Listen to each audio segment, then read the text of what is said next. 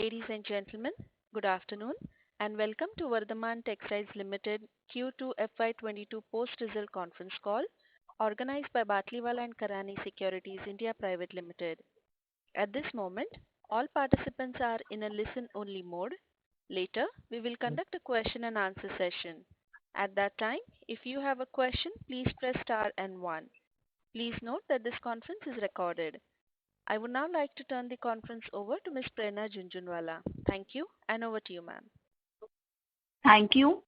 Good evening, everyone. On behalf of B&K Securities, I would like to welcome you all for 2Q FY22 results conference call of Vardhaman Textiles Limited.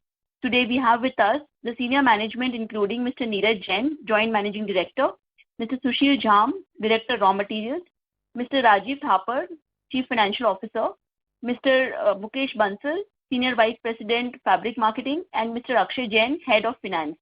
I would now like to hand over the call to Mr. Akshay Jain for initial remarks. Thank you, and over to you, Akshay. Good afternoon, everyone, and welcome to our Quarter 2 FY22 con call. We are very happy to announce a very good set of numbers from Vardhaman Textile side. It is one of our highest top lines and PAT numbers in a quarterly context. Just for some highlights, obviously the YOY numbers are not really comparable to last year's second quarter, but even sequentially on a standalone basis, we are up almost 24% on our top line, with our EBITDA going up almost 43-44%. Our PAT is up 57%. To give a brief reason for this performance, I will now hand over the call to Mr. Neeraj Jain. Hi, good afternoon, everyone. This has been a good quarter for most of the textile companies or the spinning companies. The demand of yarn was quite good both in the export market as well as domestic market, because the first quarter there was still the issue of COVID, which happened last year in the month of March, April, which was overhanging on the mind of people, and people were not ready to spend money on the shopping, etc. But this quarter was free of all concerns from the COVID perspective, not only in India, I think most part of the world. So the demand was good both in the international market and the domestic market. Export was doing good.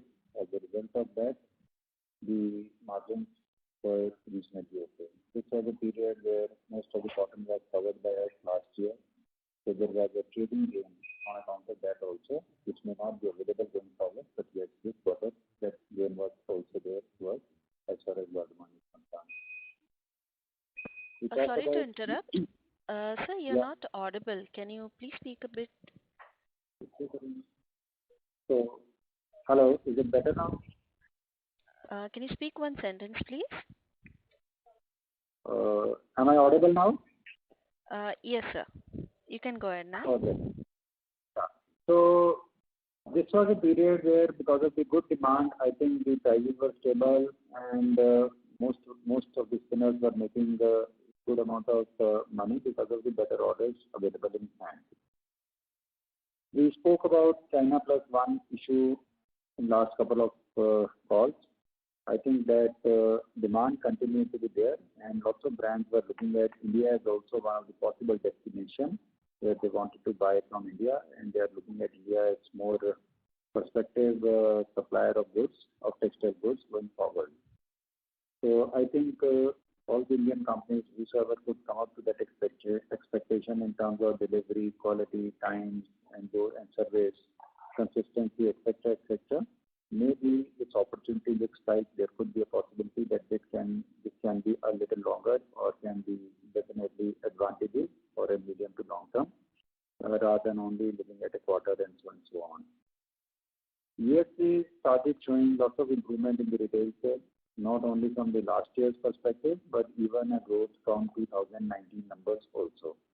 Europe till now was not showing a growth from 2019 numbers, but I think going forward they are also bullish on the numbers.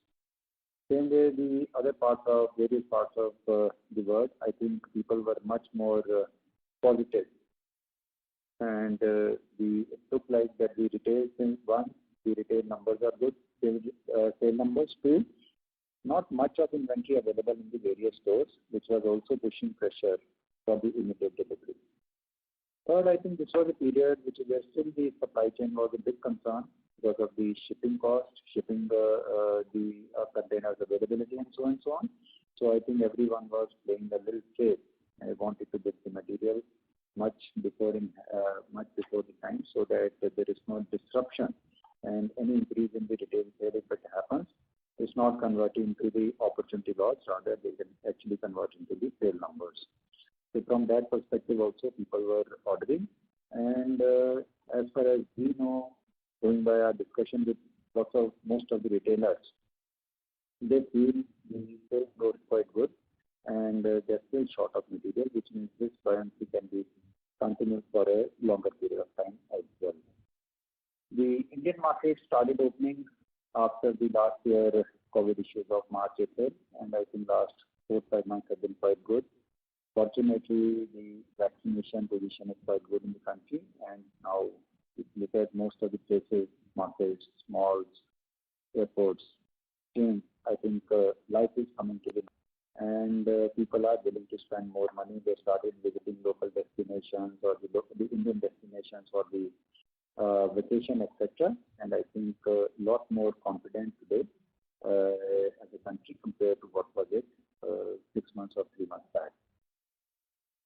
Specifically to Vardhman, I think we did a good business both in domestic and export market, and the number of products, number of customers were very, very consistent. As a result of that, we could generate good amount of business, and since we were covered on the cotton for practically for the entire quarter, so there was a trading gain also which accrued, and in any case margins were good at that stage. So both the things together, it has shown the kind of margins which may not be possible for us to replicate, but definitely it's one of the best numbers we've ever shown. The fabric continued to improve in this period because when we started, the work from home aspect was very, very prominent, and the fabric continued to improve in this period also. And I'm happy to share that we have started utilizing practically the full capacity utilization on the process fabric also in the last 1 to 3 months, which was almost 70-75% when we were in the last call. And it looks like if things goes well, we may be in a position to continue with this trend in the times to come also. On the price front, I think the raw material prices were also increasing, so it was both the yarn demand and the cost push from raw material. The prices of yarn continued to increase. Fabric had some difficulty where there will always be some time that it's difficult for most of the producers to pass on those prices. But I think slowly the progress is good over there also, and with every order, every week, we are in a position to pass on partially or fully those prices also to the customer. Of course, it's still a big challenge, but I think slowly things are better than before, and I'm sure if this continues in this fashion, the export demand is also quite good for the fabrics, both Bangladesh and other countries also. So I think to that extent, if we are in a position to pass on those prices, which we are as of now to a certain extent, I'm sure the business will be better in terms of margins also in the times to come. The new cotton season is started, so we initially area under cultivation in India was almost 5% lower, but it was expected that yield is going to be very good. So we were expecting the crop size to be more than the last year. It was the initial estimation. The last couple of weeks, there's been a heavy rain in various parts of the country, and there's the reporting of some damage to the crop in various parts.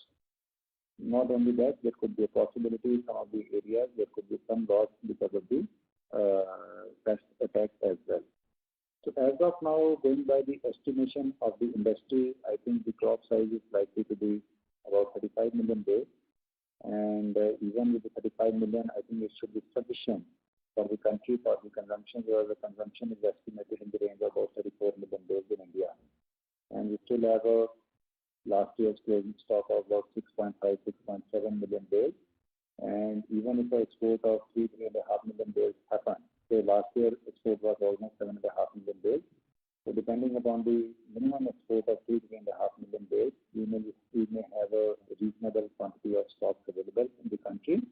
But I think a lot more depends upon how the international prices move, because the international price moves in a big way. So there's been a jump of almost 18-20% in the international prices of cotton. So it was stable for a long period around 85 to 90 cents per pound. This now is increased to close to about 108 to 110 cents per pound, and this all happened in the last 4 weeks period only. With that kind of increase, both international prices started increasing for the yarn, and the domestic price of cotton increased, which was giving a cost push to the yarn prices in India also, and as a result of that, the overall yarn prices also increased. As a benchmark price, normally for a 30-pound export price, generally it is considered the price was, when we had the last call, I think price was in the range of about $3.90 to $4, which as of now, as on today, will be close to about $4.30 to $4.45, and so on. So that's on the trend of the, and accordingly, the domestic prices are also aligned to that. Looking at the overall demand and overall positiveness, overall customer base which we are looking at, we decided to expand our capacity. So there are 2 projects which are already under implementation, which we briefed to the investors in the last call.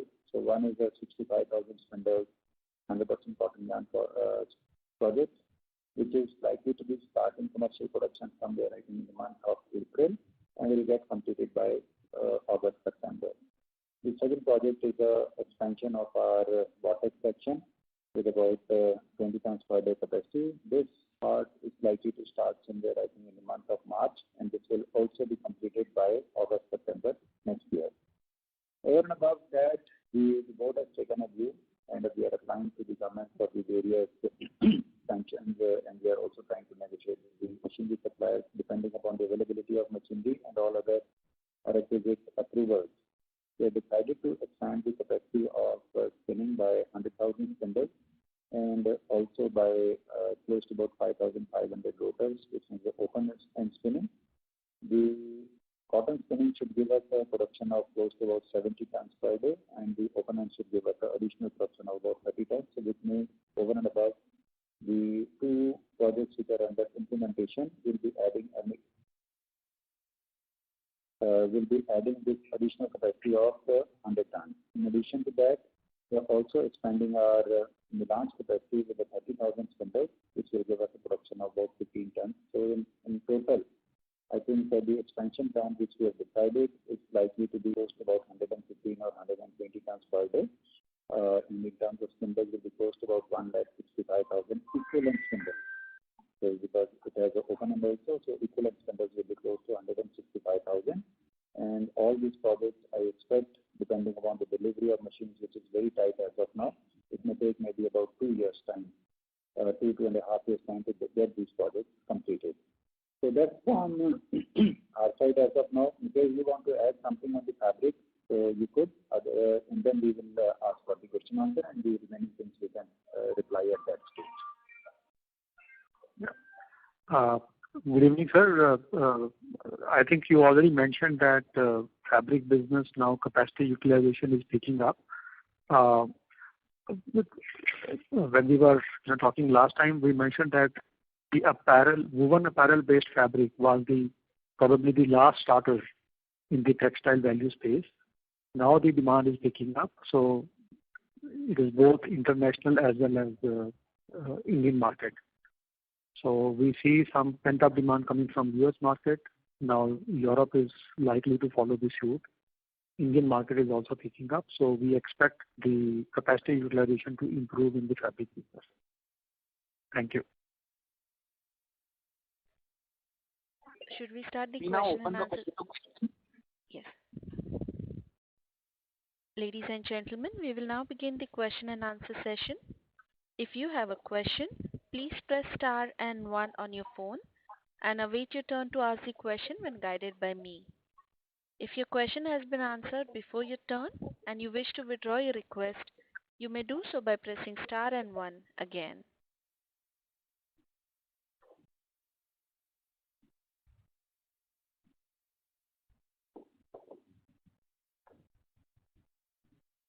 We have our first question from Mr. Naushad Chaudhary from Systematic Group. Please go ahead. Hi, thanks for the opportunity and congrats on a very good set of numbers. So, in the initial remark, I missed some of the point because of the there was no clear, so the audio clarity was not much. So I'm apology if I repeat any question which you have already answered in your opening remark. Firstly, just wanted to understand on the margin side, I understand the spreads were quite favorable for us this time, and we had a operating leverage benefit. And is there any other factor as well which has helped to us in terms of margin? That's my first question. Yeah, so there's one more factor over and above the normal. So there are three factors to this. One is the normal margins which were available. Second was the advantage because of lower raw cotton prices, which we covered in the last year. So that was more of a trading gain which was available to the company. And third was the scheme of RoDP, which was announced by the Government of India. So it had two factors. One was the export during the quarter where the profit had come to us. And also since the scheme is announced with effect from 1st of January 21. So there was almost 47-48 crores of rupees which was belonging to the previous 2 quarters. So which has also been returned in this quarter.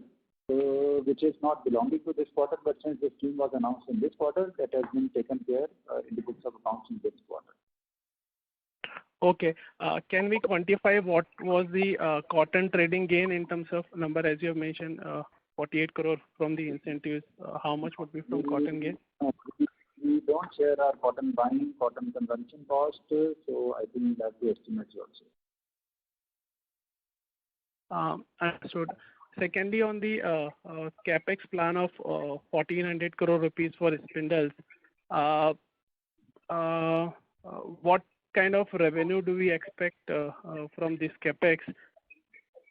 That's my first question. And secondly, if I reverse calculate it, it's costing us around 85,000 rupees per spindle versus earlier we had been talking 75, and some of our peer does it at 45 to 50,000 rupees per spindle.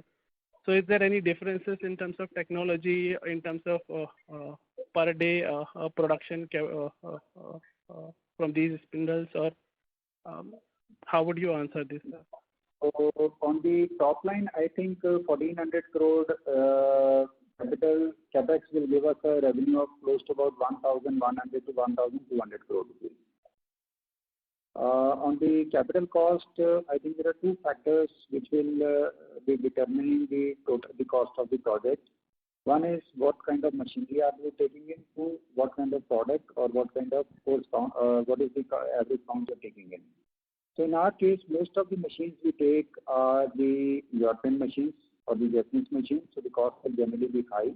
But at the same time, though, in terms of productivity, it may not be giving you the pro rata advantage, but in terms of productivity and quality both, definitely gives us an advantage.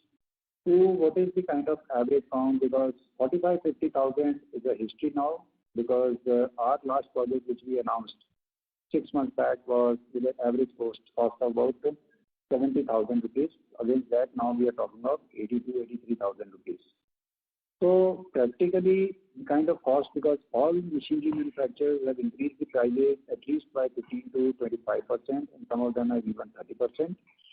And the cost of construction has gone much higher because of the prices of steel, cement, sand, anything and everything, even the labor cost.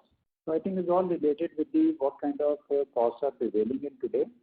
I'm not very sure because all the machinery we are going to tie up soon. So I think these are going to be projects where the capital costs are going to be surely high, going by the availability of machinery today and also going by the cost escalation which has happened across the world because of the increase in the commodity prices everywhere. So 45-50,000 is out of question today.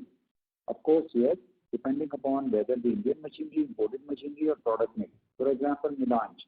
Now this requires a double preparatory.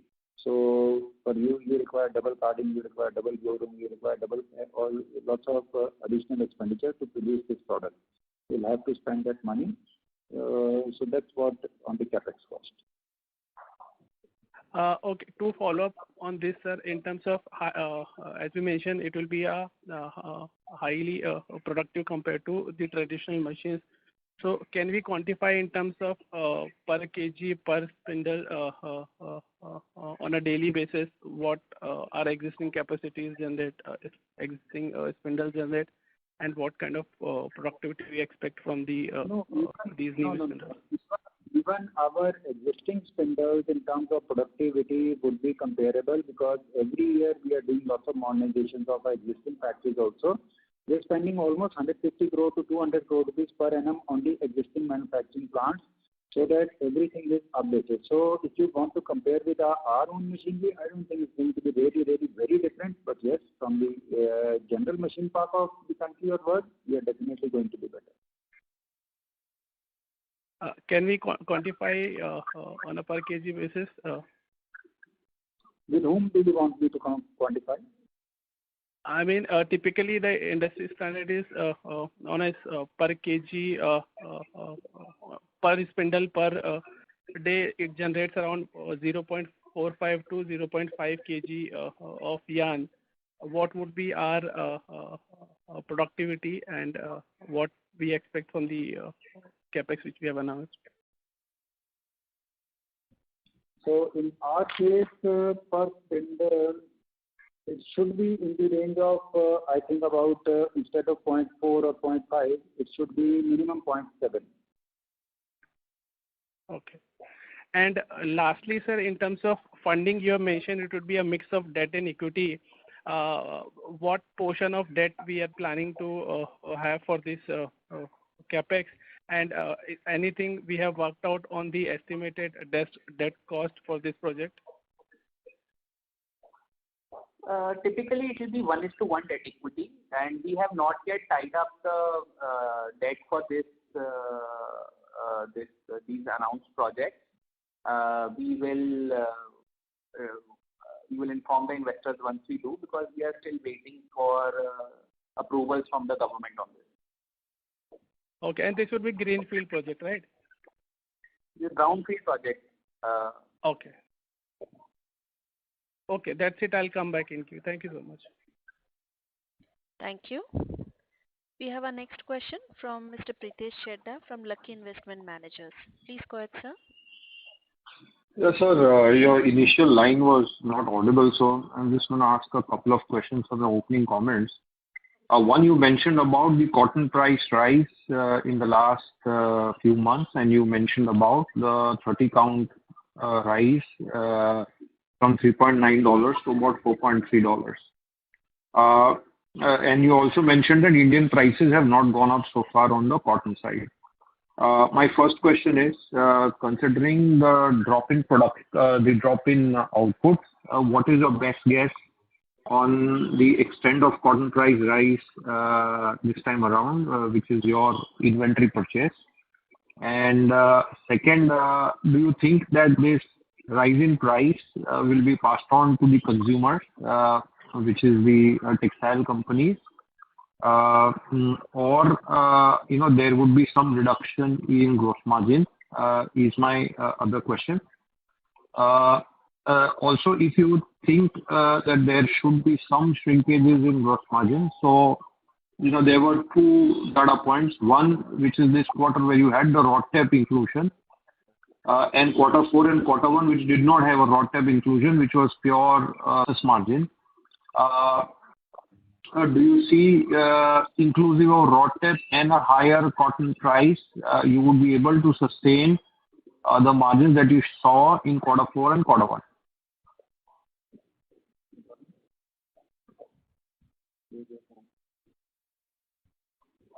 Okay. So on the cotton prices, Indian prices have sort of followed international prices. International prices led from the front, with the New York futures touching 110 cents as long as a month back. But this differentiate or the gap in prices between Indian and foreign cotton has not lasted. Indian prices have caught up to quite a large extent, and the gap has significantly reduced. As we have said that in the last 3 months, yarn prices have followed. I have taken cue from raw material prices moving up by almost 10 to 12%. Given that raw material is roughly 50%, a 10-15% rise in cotton prices has led to a proportional increase in yarn prices. Hence, giving evidence to the fact that manufacturers are being able to pass on raw material costs to their buyers. Regarding the RODTEP, I think we gave out our numbers. I just repeat that out of the total infusion that we have, or provisioning we have done for RODTEP in this quarter, 47 to 48 crore rupees is for the previous 2 quarters. So that is roughly 24-25 crore rupees. So total provisioning has been 71 crore rupees. Out of that, 47-48 has been for the previous 2 quarters. So roughly 24 odd crore rupees per quarter. If we remove this, also maintaining margins for quarter 1 and quarter 2, quarter 4 and quarter 1 is a difficult call to make, simply because we are unaware of what our purchase price of raw material over the next 3 to 5 months is going to be. And so we would not like to speculate on that. And also, there was clearly an advantage of our old cotton which we bought last year, and the prices in between increased. Our average cost was, I think, 43, 44, 45,000 rupees a candy. And during the period, most of the period, the cotton cost was in the range of about 54, 55, 56,000 rupees, 58,000 rupees a candy. So there was definitely a trading gain, which may not be available going forward at least next 2, 3, 4 months. After that, it depends upon what prices we purchase and how do the prices behave 6 months down the line, which is which is not possible for anyone to predict as of today. But this movement from 45,000 a candy to 50 plus thousand a candy, which is the new purchase price inventory. Do you think that this particular gap will get eaten away in the spreads that we make, or you are in a position to correspondingly increase the yarn prices by another 15-20%, so versus 300 rupees, it moves higher? So the cotton prices as on today in India is further moved to 64,000 rupees a candy. So it's not now 55, 56,000. The current prices are 64,000 rupees a candy. So one, if we look at the increase in cotton prices on a month-to-month basis vis-a-vis increase in yarn, that is, I think as of now, we are in a position to pass it on. But I'm time and again trying to explain, we bought our cotton at a much lower prices last year. We were using that where the market prices had already moved. So that advantage which the company got may not be available going forward, even though we should be in a position to pass on the current price increase of cotton by way of increasing the yarn prices. So I'll just sum up here lastly. How much of that cotton inventory gain do you think should be there in your gross margin number?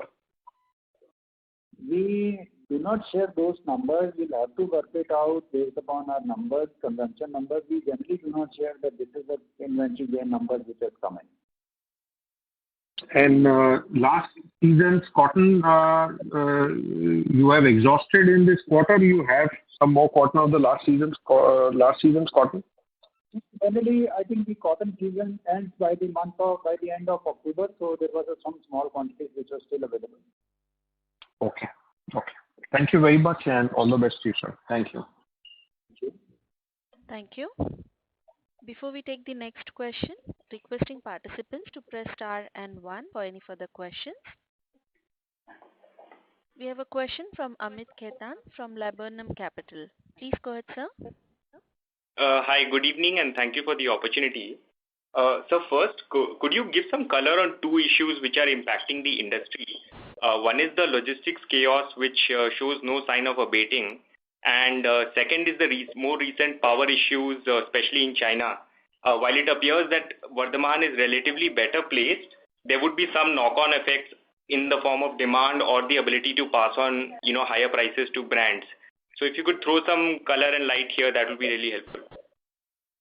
So the shipping cost continues to be there. The cost of shipping internationally was quite high. But the only good news last 1 week or 10 days time, I think there's been some respite on the shipping costs. So from the peak, it has come down by about 10% or so in selected areas, but still it will be almost 7 to 8 times compared to what it used to be before. So the only thing is, at least as of today, the increase is stopped. Increase is not happening. At the same time, there's been some decrease also. We are not very sure how the situation will be going forward, but this is what it is as on today.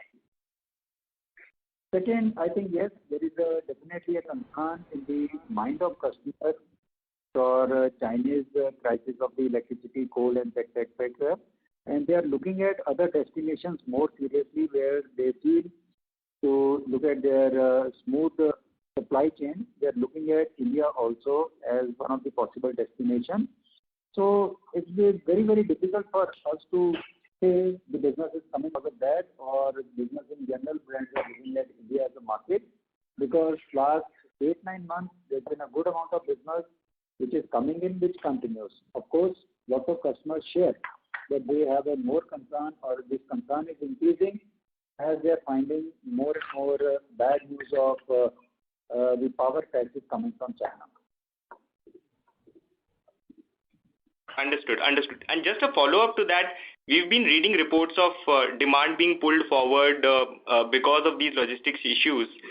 So is there a risk of some kind of an inventory recession where brands have overordered and now, they could, they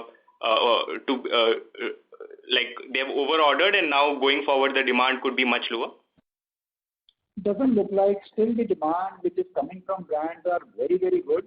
And especially with the kind of retail sale they are looking at, I don't think, and they're still, the inventory ratio to their sales is one of the lowest in most of the Europe and USA brands. Okay, do you have the latest number of their inventory to the sales? Hello? Yes, you have the numbers of inventory for the retail sales of your. Yeah, actually, can you hear me? Yeah. We can hear you. Yeah. So actually, if you look at in general in US, the macro level inventory to sales ratio, if you look at the long-term average, the inventory to sales ratio used to be 2.4 times. Means the inventory used to be 2.4 times as compared to the monthly sales, which as of today is in the range of 1.9 or 1.8. So the depletion of the inventory happened during the COVID time, because the online sales was still taking place, but the replenishment was not high enough, number one. Number two, you find that the over-ordering, it is not over-ordering, it is pre-ordering. So they have factored in the additional logistics time, and that much time they have done the pre-ordering. It is not over-ordering. Got it. Means, as of now, there doesn't seem to be a concern till the time the inventory to sales ratios are much lower or are lower than the historic perspective. So I don't think there's looking like a over-order situation as on today.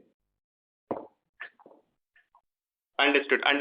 And second question is, in the past, I think in the last quarter or the quarter before that, you had guided to a long-term margin guidance of 18 to 22%.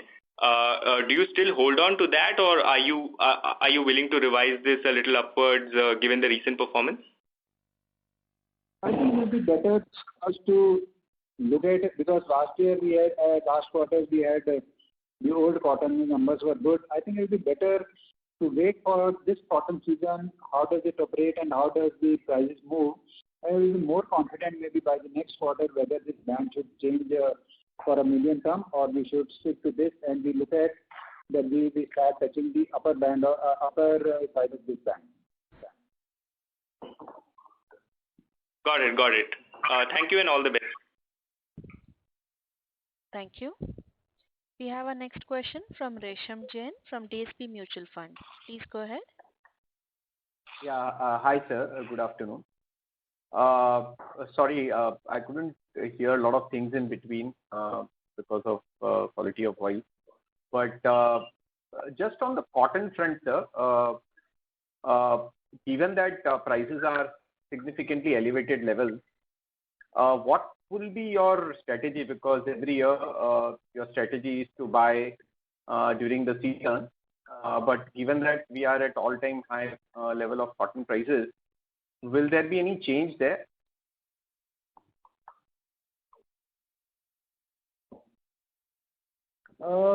It's a difficult question for me to answer at this stage. So there are two aspects to this. One is the commercial, second is the quality of cotton. Our philosophy has always been that you should buy cotton when the full arrivals are coming in, so you are in a position to get a better quality cotton, which will help you to sustain your product quality, which ultimately is going to the customers. So our general thought process or belief is always to cover the cotton, not only from the commercial perspective only, but from the quality perspective also. Having said that, the second part is the commercial. Now, if we find the prices are going to be really much less, if our view is by the time we start stocking, we'll have to take a view, either we reduced our cotton coverage or we look at some kind of a hedging strategy, whatever is available in the given circumstances, and try to de-risk ourselves. So I think maybe next 1 to 2 months will be more clear how the prices of cotton, whether they sustain or what happens. But typically, generally we go with the quality, and the commercial definitely is very important. And we might have to look at whether we take it on our books or we try to hedge it by some instrument outside India. So I'm not very sure on that. But yes, most of the time we try to cover it. Okay. And so my second question is with respect to the overall margins and spread.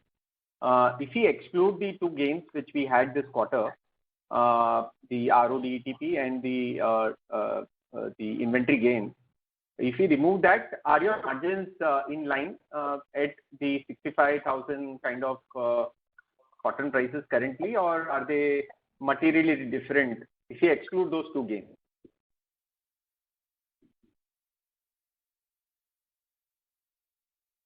So, Resham, the current spread that we talk about when we talk about cotton and yarn spread, we talk from a spot-to-spot perspective. And if we see current spreads of $1.20, $1.30 sustaining, I believe we will be comfortably be able to make our 18 to 22% kind of numbers. Given that pre-COVID, we were looking at margin levels of anywhere between 85 cents to 90 cents. With the number dropping to as low as 65 cents during the US-China trade war, which was not in the very historic, it is in recent past, not very long ago. So I think if the $1.20, $1.30 spreads continue, even with current cotton prices, we will be able to see good margins in line with what we are guiding. But if we see very volatile cotton prices of wild fluctuations in the adverse direction, we will obviously take inventory hits.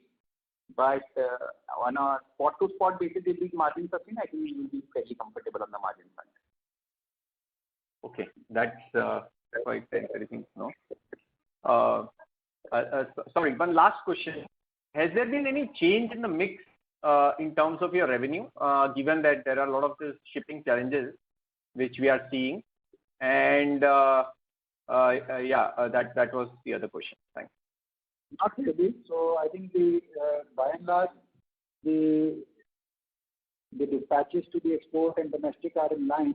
So it's only on account of the shipping cost, etc. This increase would have happened. Otherwise, in terms of the customer base or the market base, not really much of a difference. Okay. Thank you very much, sir. All the best. Thank you. We have our next question from Mr. Venkat Samala from Tata Asset Management. Please go ahead. Hi, sir. My question has been partly answered in the sense that I just wanted to understand the kind of margins that we expect to make based on the current yarn prices and the current cotton prices. You did mention that we are comfortably above the long-term averages, right? If I'm right. Yeah. So it'll be towards the upper band of that, upper side of that band which we generally say. Okay. So it will be closer to 22%.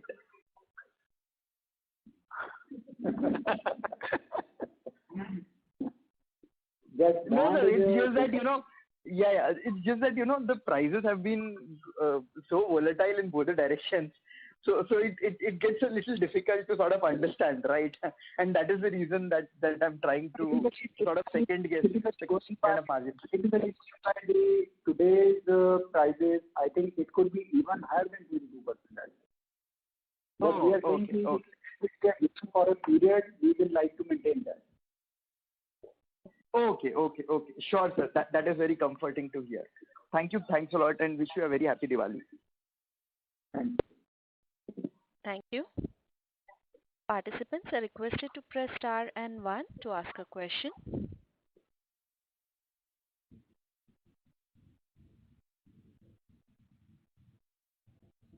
We have a question from Pulkit Singhal from Dalmus Capital Management.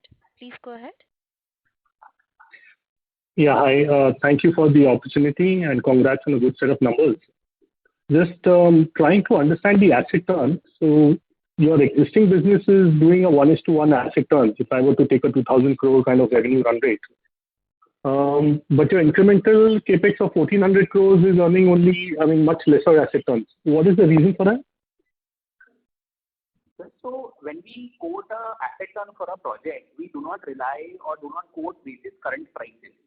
As Mr. Jain clearly said, the operating or the fundamental North Star for us is the production volume and not the value which is generated, simply because the value is dependent on very fluctuating prices. So at current prices, our asset turn of these projects may be significantly more than the number we have indicated. But we are talking about long-term prices of yarn that we have used to model the asset turn. Right. But on current prices, will it be 1:1 or it will be much higher than that? At $4.40, it may be slightly higher than 1:1 also, but that's not the number we can hope to sustain over long periods of time. Sure. And how much is the mix in this you assume from fabric versus yarn? So this current expansion that we are talking about is completely for yarn. As we said, 1,65,000 spindle equivalent. So this is completely for yarn. So now the fabric is already running at full capacity. So whatever yarn they require, we are already in the process of supplying to them. There is no plan to expand the fabric capacity immediately, or there could be some plans which the fabric team is looking at for the bottlenecking, but that may not happen in this year, or that may not happen next couple of months. So practically all this yarn which will get added into the system will be for the market only. Right. And can you break down this capex between this year and next year? If I just look at FY22 and FY23, how do I look at the capex figure? The FX22 numbers are, this year this is not going to be any significant capex out of this 1,400 crores, because small capex will come by way of construction costs, etc. only. Most of the capex comes in when the machine starts coming in. So I think major part of that will happen only in 22-23. Right. No, but the overall capex figure for this year would be how much? Even if I exclude, I'm just asking at a company level. This year, I think we would have had close to 700-800 crores of capex. 700 to 800, and next year could be 1,400 plus whatever 150 crores of regular kind of thing. Sorry, sir? For FY23, the capex figure could be closer to 1,500, including the maintenance capex. Yeah, true. Probably, definitely higher than 1,000. Okay. And the peak revenue, the way to look at it, obviously 2,300 seems quite high, but on an 8,000 crores, do we assume an incremental 1,200 crores? Is that how one should look at it, or am I missing some piece in the calculation? No, you are essentially right that once these projects are fully operational, it will add roughly 1,200 crores to our top line. So there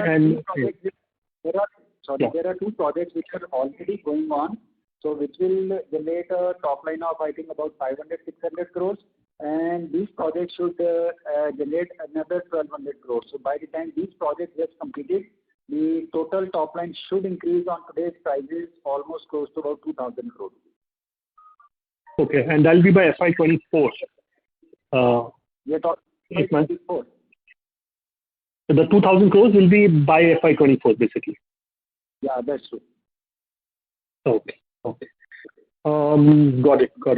Just one other thing. How do you look at? I mean, one is obviously you're adding capacities now. I mean, I'm just looking from your capex intensity last 6-7 years versus the next 4-5 years. Do you see the company is going to embark on a much higher capex than they have been, and your debt equity ratios, in the future could be higher than what you have so far done? Generally, our thought process is to put up, if you look at last 15 years history, we have had 3 clusters where suddenly a big capex will come in because the large capacity projects have come in. And then for next 2 years, 3 years, we will like to consolidate, bring in all the efficiencies, bring back the debt equity to the levels we want, and then we'll expand it. The last 4-5 years, I think, was more of a consolidation period for us. And now we want to take up these projects. And once these are implemented, the long-term debt equity thought process, whatever we have, we still believe that's reasonably good. But it's only since, as of now, the opportunity is there. The company's debt equity is virtually going into the negative side. And also, last couple of years, we have not expanded in a bigger way. Since the customers are there, the product need is there, opportunity looks like. So we have decided to put up this project, and after that, we'll take a view for next 1 to 2 years to consolidate, and then we'll take a further view on the expansion. Right. So what I wanted to understand was you have operated at debt equity ratio of 1:1 6-7 years ago, and now you're very, very comfortably placed. So even after whatever expansions you do you have a cap in mind that you will not go beyond 50%, or you may still even go up to back to the 100%? I think last many years we have never touched 1:1 on a company basis debt to equity, and I still believe our debt equity overall over a period of any 3 years should not be more than 0.5:1 as on today. So we're still in our benchmark, we are at 0.5:1 as the maximum debt equity. Just for a year or two, depending upon the project size, it could exceed, but any period of 3 to 4 years we'll like to be back within that time. Right. And last question, so obviously the margins have expanded last few quarters, and you seem to, suggest in your opening commentary some more optimism that this is not just a quarterly phenomena, but it could be slightly longer. Any sense of the duration we are talking about when you say slightly longer? We're talking about just the next 1 year, or maybe a more structural 2-3 years? It could be more structural 2-3 years, because if the brand continues to look at China Plus One policy, China has a huge capacity. Even a minuscule capacity from China is going to the other countries. I think everyone will have a huge, the piece of cake to eat. So I think it looks like if this trend continues, this could definitely be a medium-term 2, 3, 5 years kind of a situation, even longer than that as well. Right. So just one quick final question. You have a 7,000 crore equity base. You could very easily even do 2,000-3,000 crores of capex every year. Even then you would probably not reach a 0.5 debt to equity. What is preventing a much more aggressive stance here, given the kind of China Plus One opportunity, etc., that you're talking about? I think this question was raised in the last meeting also, and we were quite conservative. And we're still not very sure as a management that really we should expand away, and once the margins are normal or the situation becomes normal, lots of capacity will get added into the system. So I think it's better to really take a view for a year or so, and if this continues, we are more sure of the outcome. I think the expansion could be taken at any stage.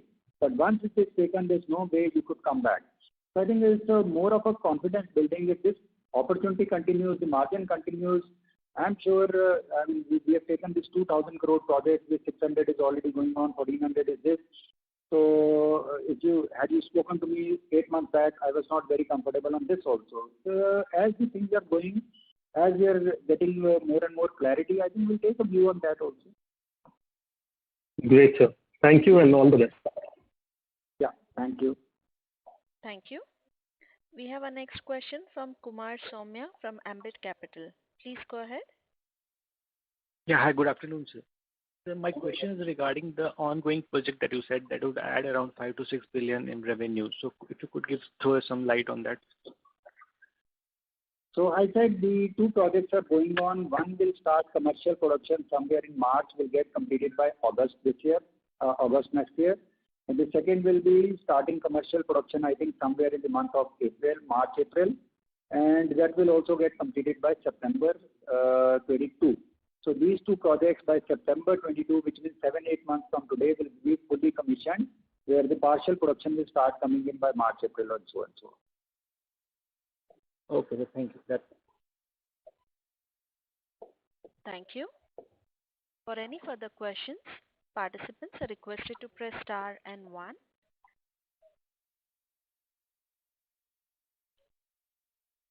We have a follow-up from Mr. Naushad Chaudhary from Systematic Group. Please go ahead. Yeah, hi. My question has been answered. Just wanted to check on one thing. As we are very optimistic on the industry side, sir, but if we look at in terms of overall percentage of capacity addition, there is the recent announcement is adding only 13-14% on the existing base, though it is coming in next 2-3 years. So looking at the kind of optimism we have from the volume point of view, aren't we going slow in terms of capacity addition to gain the maximum what is coming to us, or what is your thought process on this, sir?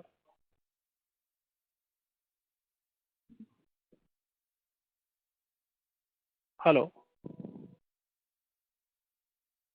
Yeah, I think your point is valid, but I think it's always important to be a little slow as you get more confidence. It's a very, very heavy capital expenditure program to become a spinning factory. So I think it's more of a customer base, and the product is also valued a lot. So as we get more and more confident, we can add the capacity. But I think to start with, our thought was suddenly adding a 20% capacity on our PT is also reasonably a good figure. So from today's capacity, we'll be adding 20% in next 2 years. So whatever we have done in last 55 years, we're talking of adding 20% of that in next 2 years, which is not bad in my perspective. All right. Lastly, just a clarification, the ongoing capex for spindles, you mentioned it will come in September 22, if I heard it correctly. Yeah, full production will be from August, September 22. Okay. So 500-600 crore rupees you investing in this, and the remaining 200 crore rupees is the maintenance cost, which no, the project will incur. Cost is 700 crores for this, and it will lead to a top line of anywhere between 500 to 600 crores as per long-term averages. At current prices, that number will be slightly higher. All right. And there is no thought as of now to invest anything in the fabric, though it is utilizing at full capacity now. Debottlenecking will happen there also. Some modernization, debottlenecking will continue there also, because it's not only the expansion, but I think to upkeep the machinery and need for the customer requirements will continue in every business. So close to about 100 crore rupees in any case, they'll keep on spending every year for their balancing as well as the modernization for a long-term basis. Understood. Thank you so much, sir, and all the best. Thank you. We have our next question from Mr. Sandeep Ved. Please go ahead, sir. Yeah, good evening and congratulations on a very good set of numbers. My first question was on the inventory.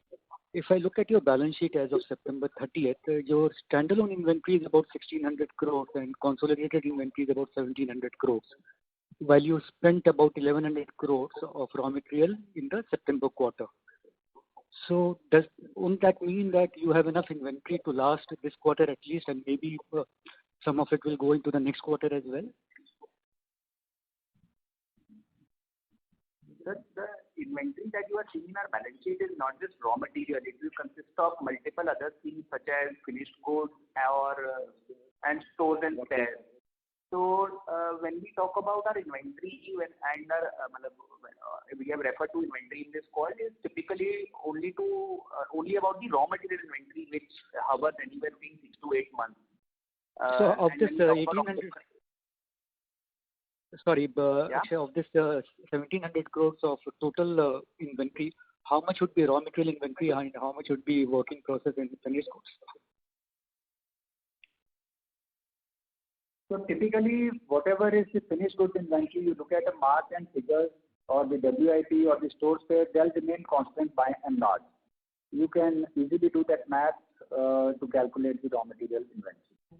Also, the raw material also is various.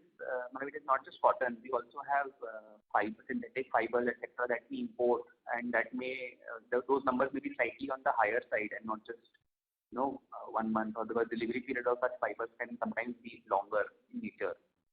So cotton inventory typically lasts somewhere in the middle of this quarter. It may be 1 month, it may be 1.5. So we are there only, not much variation from that. Okay.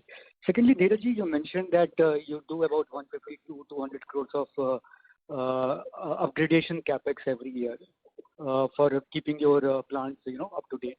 So is that 150 to 200 crores capitalized, or do you expense it in your profit and loss account? No, that's all capitalized because it's a change of machine. Okay, it's a change of machine. Okay, and lastly, you mentioned that the relatively higher margins are likely to continue in the medium term as well. So would you say that Sorry, I'm not saying the margins are likely to be higher in the medium I'm not saying term. I'm only saying the trend of customers coming to India looks like this could be in the medium term available to us. Margin will depend upon prices and the cotton, which is beyond me to think what could it be. But yes, whatever the customer is looking at China Plus One, that trend may continue to look like for a longer period of time. Exactly. So from that perspective, where India is being looked at favorably in terms of China Plus One, would you say that structurally the industry, the entire yarn industry, is on a better pedestal today than it was, say, a couple of years back, and that may continue for a few years at least? For sure, yes. Okay. And lastly, on the fabric side, I understand we have about 180 million meters of capacity, right? Yeah. And you did about 37, 38, and I assume that you would have reached closer to 100% towards September. So going forward, it would be possible to do more than 40 million meters a quarter going forward? Yeah, because our process capacity is close to about 14 million meters a month. And grey capacity is 18 million meters. Sorry, so 18 million per month is our capacity for the grey. Process would be about 45 million meters a quarter, right? Yeah, it should be possible. 40 plus million meters would be possible. Right, and that will, so even today you would be the largest fabric manufacturer in the country, right? Apparel side, yes. If you exclude denim, you would be the largest. Yes. Okay. Yeah, apparel side, yes. Right. And any plans of taking advantage of this government scheme on the textile? Are you looking at setting up any facility there in those textile parks? We are still evaluating that, yet to announce the final destination where these mega parks are coming in. So I think once the government announces everything, because it's more related, it looks like it's more related with the garmenting to happen there, where they want to allocate some space for the integrated players or for the textile producers also. So still waiting. Once the final announcement comes in, the final park size comes in, then we'll take a final view. Thank you. Thank you. Thank you. We have our next question from Resham Jain from DSP Mutual Fund. Please go ahead. Yeah. So just one question on the overall CapEx going forward. Are we also thinking and planning for some diversification away from spinning and fabric, or within spinning and fabric, for example, you are already doing like melange, for example, within spinning. In fabric, can you do beyond woven, which you are currently doing? Anything on the diversification plans? As of now, no, because we feel there's a much more to do in our existing businesses, as we are finding lots of opportunities for differentiated products both within spinning as well as the weaving. So there are no plans to diversify on an immediate basis. I think we'll continue to look at how do we keep on improving our customer base and product mix within these two segments. Great, sir. Thank you. Thank you. We have a next question from Naushad Chaudhary from Systematic Group. Please go ahead. Yeah, hi. Just a clarification, sir. On the fabric capacity, you mentioned process fabric is 45 million meter per quarter. And what is for grey fabric, sir? Grey will be close to about 54 million meters per quarter. Okay. Thank you so much. Thank you. Now there are no more questions, so I would hand over the call to the management team for closing comments. Over to you, sir. Thank you very much. So I think this has been a very exceptional quarter where, because of the various reasons, good balance in the market, the raw cotton prices available to us at a much lesser prices, and all the changes which we could do both in terms of the customer base as well as product mix base, these numbers were possible. Also, we have declared a one-time special dividend of 34 rupees a share, which was basically, since we got a dividend from our subsidiary companies, so the same amount of dividend we have distributed as an interim dividend on a one-time basis. Otherwise, just to reward the shareholders of this company also, as we were getting the dividend. Forward, still we are confident the opportunity looks like there. But again, it has to be looked at how much can this continue to be in terms of the not only the by way of selling the product, but continue to look at the better margins as well. Right or wrong, the cotton has behaved very differently in last 4 weeks, and we have yet to look at, because this is a time next 3 to 4 months are going to be very critical for most of the spinning companies, where they'll have to build up the raw cotton stocks. And depending upon the prices, they'll have to look at their strategies, whether they want to really cover in a long way or they want to restrict to the lower quantity, and which will be determining the profit and loss going forward for the next 6-7 months after that. But as the operations, as the controllable cost, I can assure you we are doing our level best to look at whatever is best opportunity available. We look at that, and we are trying to look at improvement in the every aspect of our business. Day in, day out, we are working on those ideas as a very, very vibrant management.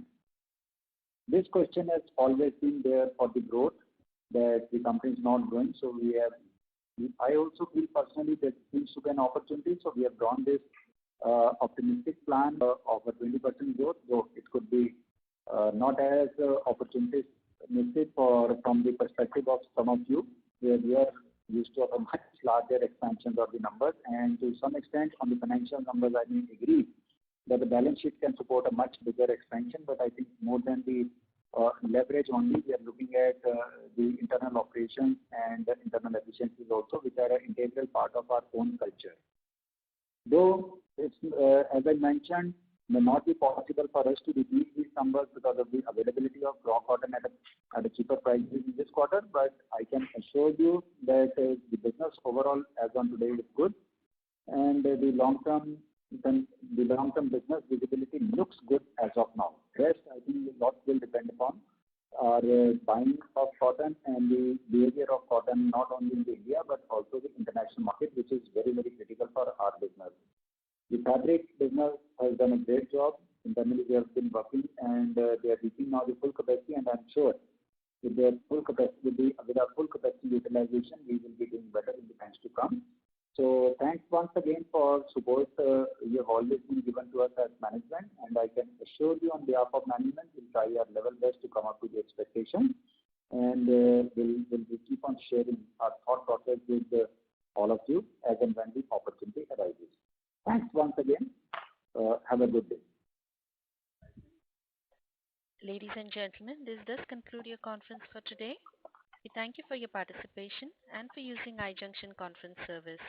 You may please disconnect your lines now. Thank you and have a great evening.